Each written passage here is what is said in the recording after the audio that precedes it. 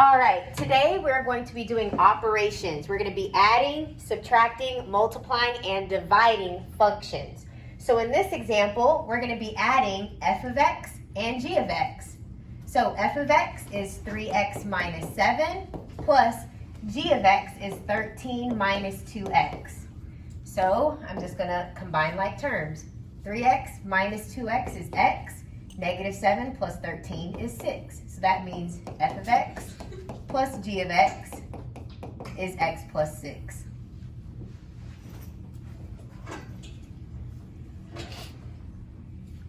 Thumbs up if that's okay. Nice. All right. Let's try these. I'm giving you some different functions. The first one, we just did an example like this. We're going to be adding f and g together. So guys, just as a side note, sometimes you'll see it written as f of x plus g of x, or you'll see it written like this. Okay, same thing. All right, so f of x is x squared plus 5x plus 6, and g of x is 4x minus 3. So you will get x squared, 5x and 4x, that's 9x. 6 minus 3 is 3. So this is your answer. If I replace this x with a number, give me a number, anyone. 5. Okay, I put a 5 here. 7. What do you think I'm going to do? Plug it in. Plug it in. Plug it in. So I would plug in a 5 here and a 5 here. So 5 squared, that's 25 plus 45 plus 3.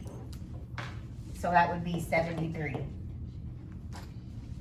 Does that make sense? So f plus g, if you plug in 5, you'll get 73. All right, let's try number 2. Number 2, we are subtracting. F is x squared plus 5x plus 6 minus h, which is x plus 2. If you leave your question like this, you will get it wrong. What's wrong with this? What do I need? What's going on here? That's not it.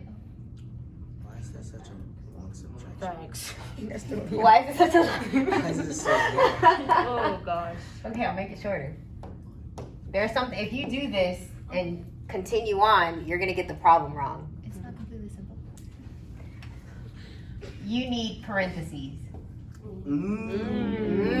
Why?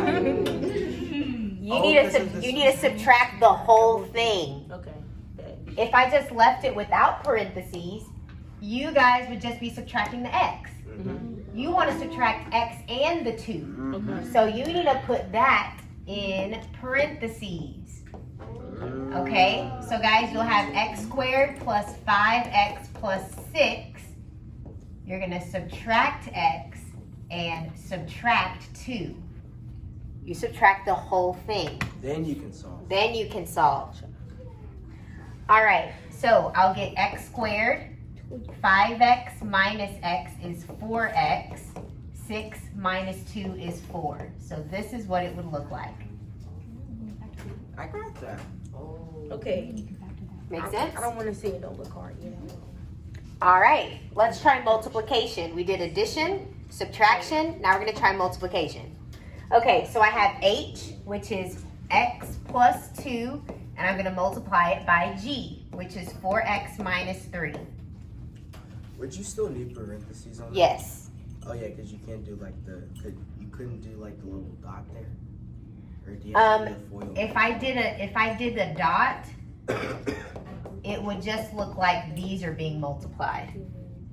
That's why I need parentheses. That's a great question. Thank you for asking that. All right, so guys, we're gonna multiply these together. I'm gonna do x times 4x, which will be 4x squared. X times negative 3, which is negative 3x. Then 2 times 4x will be 8x. And 2 times negative 3 is negative 6. From here, we're going to combine like terms. So this will be 4x squared is by itself because there's nothing else with the squared. These have x's, so we'll combine those to make 5x, and minus 6 is by itself. All right. Let's say I wanted to evaluate this at, give me a number. 3. 7. All right, we're going to evaluate it at 3. So guys, that means wherever the x's are, I would plug in a 3. Okay, so this is a question that every class had. When I'm evaluating this first one, what happens first? Yes, you have to square it first. So 3 squared is 9, times 4 is 36. It would be incorrect to do 4 times 3 and get 12, and then squaring it to get 144. Okay? So exponents come before multiplication. Remember order of operations? Yep, PEMDAS. So guys, exponents comes first, and then you would multiply. Okay? And then you can add, so you get, this is, we said 36 plus 15 minus 6. Whatever that is, that's your answer. Okay, let's try division. We tried multiplication, now we're going to do division. All right, F is x squared plus 5x plus 6 over h, which is x plus 2. Wait, like, if we have this like on a quiz or test, they're gonna give us the functions? Yes. Okay. I'll tell you what functions to use. Okay, guys, whenever you do a division problem, can you guys put a star by division? Whenever you do a division problem, you must tell me the domain. So whenever you do division, f of x over g of x. Whenever you're doing quotients, this is called a quotient.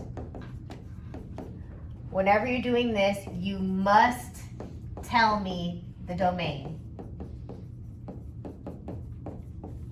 What x values are okay? Remember, the domain are x values. What x values can you plug in? So for example, let's say I had this, x squared plus 3 over x plus 5. Remember, whenever you have a fraction, you cannot have 0 in the denominator. This, you can't have 0 down here. What x value would give you 0? I heard some people say 0. If you put a 0 here, 0 plus 5 is 5. Exactly. So 0 is okay. You can have 0 for an x value, but you cannot have negative 5, because negative 5 plus 5 will give you a 0 in the denominator, and that is not allowed. That would be undefined, okay? You can't divide by 0. So maybe this is your answer, x squared plus 3 over x plus 5, but you need to tell me that x cannot be negative 5, okay? So whenever you're doing a quotient, you need to tell me the domain. So let's go back to the problem we were working on. What can the x value not be? Negative. Exactly. So that's a part of your answer. You can plug in any number you want. Give me a number. 6, 7. Oh, 6. 6? Okay, you can plug in a 6. 6 plus 2, you get 8 in the bottom. That's fine. As long as you don't get 0 on the bottom. Okay? You can plug in any number. You can plug in any Except number. negative 2. Except for negative 2. If you want to, you can plug in 300. You'll get 302 on the bottom. That's fine. We don't need to do all that. Okay? All right, guys. Now we're going to simplify our answer. Okay? So we're going to factor the numerator. So remember from factoring, Algebra 1, we need two numbers that multiply to 6. I like to do a little chart, but add to 5. 3 and 2. 3 times 2 is 6. 3 plus 2 is 5. So I can rewrite this numerator as x plus 3 times x plus 2. Your denominator is still x plus 2. So if you can, factor it and see if your factors can cancel out, just like they did there. Okay? Is that always going to work or not? Exactly. No, sometimes you won't be able to factor it. And I'll show you an example. All right, but this canceled out. So my final answer, guys, I would put x plus 3, but x cannot be negative 2. We're given the restriction based off of the original problem, okay? So that's your answer for that one. Okay, so guys, y'all did this problem, right? We had f over h, f over h. We factored it, canceled out. We're left with x plus 3. Okay, over here, what if I swapped it? So I put h on the top, so it would be x plus 2, and then f, which is this right here, x squared plus 5x plus 6. I'm going to put the factored part on there. Okay, for this one, we said x could not be what number? Negative 2. Now, what can x not be? For this one, what can it not be? Either negative 3 or negative 2. Exactly. Make sense? Yeah. Okay, I just wanted y'all to see that. Oh, okay. And then this would cancel out, so your final answer is 1 over x plus 3. Wait, I have a question still. Yeah? So, how come one of them can't equal 0 if the other one can just like add it together? Like, Oh, okay, I see. So you're saying if you plug in a negative 3 right here and a negative 3 right here, this one would be 0, right? Mhm. But you're timesing it by something over here. Oh, I didn't. Anything times 0 would give you 0. So no matter which one you plug into, neither one of them can be 0. That's a great question. So this is your answer if these were flipped. All right, let's come over here for number 5. And I believe we're going to answer your question that we had. Will you always be able to factor? So h is x plus 2. G is 4x minus 3. This can't be factored. Yeah, okay. This is simplified and this bottom is simplified. Wait. This is gonna be a longer problem? I'm sorry? Is it gonna be a longer problem? No, it's probably just like. Nope, this is just your answer. Oh, okay. Got it. Okay. So it'll be x plus 2 comma 4x minus 3. Yeah. Okay.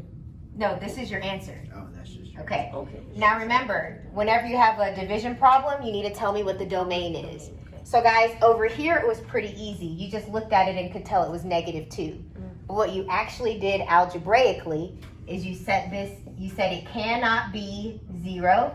You subtract 2 from both sides and you got x cannot be negative 2. You solved it by equaling it to 0. Okay, you're going to do the same thing over here. Equal this, you say it cannot be 0, add 3, you get 4x cannot be 3, and then divide by 4. So you get x cannot be 3/4. Okay? Oh, okay. And I should have did that in another color. Should have done it in another color. Okay. All right, well anyway, your answer would be x plus 2 divided by 4x minus 3, and x cannot be 3/4. That is your whole answer for number 5.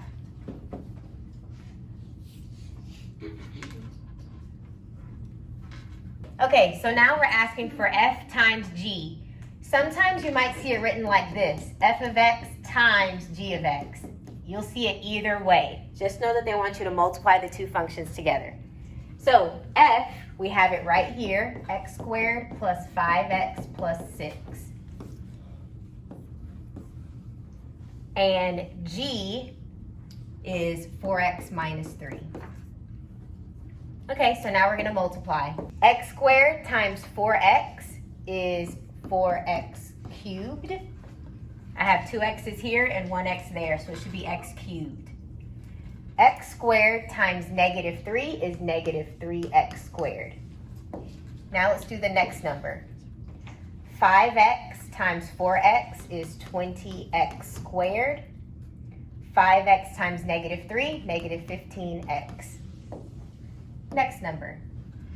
6 times 4x is 24x. 6 times negative 3, negative 18. All right, this is the only one that has a cubed on it, so this will be 4x cubed. These will go together. That's 17x squared. Negative 15x plus 24x, 9x, and then minus 18. There we go. That's it? Yep, that's it.